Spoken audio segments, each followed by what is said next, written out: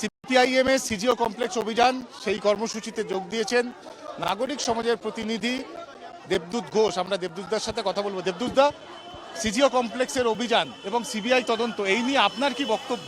না, নাগরিক কণ্ঠস্বর যে কোনো অন্যায়ের বিরুদ্ধে পশ্চিমবাংলায় সোচ্চারে থেকেছে এবং আগামী দিনেও থাকবে, এটাই আমরা আশা করি। এবং সেখানে কোনো বাছাই হবে না, এটাই আমরা আশা করি। এবং আজকে এক যুগ হয়ে গেল, আমরা দেখতে পাচ্ছি একটার পর একটা কেলেঙ্কারি তদন্ত শুরু হচ্ছে। এবং এটার ক্ষেত্রে বিশেষ করে অভয়ার ক্ষেত্রে তো সুপ্রিম কোর্ট নিজে এগিয়ে এসে তদন্ত দায় সিবিআইকে দিয়েছে। কিন্তু তারপরেও 100 দিন পেরিয়ে গেল, একজন মেরেছে না একাধিক মানুষ ছিল, কেন মেরেছে, কারা প্রশ্রয় দিয়েছে, কারা সাহস জুগিয়েছে যে এই ধরনের জঘন্য ঘটনা ঘটানোর পরেও তারা মুক্তি পেয়ে যাবে, তারা তারা তারা অন্তত ভয় তারা পায়নি।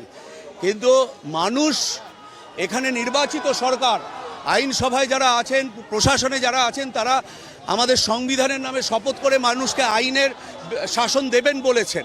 আমরা ক্লান্ত, আমরা জানি না কবে বিচার পাবো। সেই জন্য সাধারণ মানুষের প্রতিনিধি, সাধারণ মানুষ তো কাজে যাবে, পেটের জোগাড় করতে হবে। তো নিম্ন রোজগারের মানুষরা খাবে কি করে? সেই জন্য আমরা রাজনৈতিক কর্মীরা সরে যেতে পারি না, সাংস্কৃতিক কর্মীরা সরে যেতে পারি না, তাই রাস্তায় আছি। আমরা কথা বললাম দেবদূত ঘোষের সঙ্গে এবং তার যেটা বক্তব্য যে এখনো পর্যন্ত বিচার না পাওয়ায় সেখানে দাঁড়িয়ে রাজনৈতিক কর্মীরা, সামাজিক কর্মীরা তারা তাদের প্রতিবাদ ধ্বনিত করবেন এবং সেই কারণেই তিনিও আজকের এই মিছিলে যোগ দিয়েছেন। ক্যামেরায় দেবরাজ দত্তের সঙ্গে ত্রয়ন চক্রবর্তী, ট্রাইব টিভি বাংলা।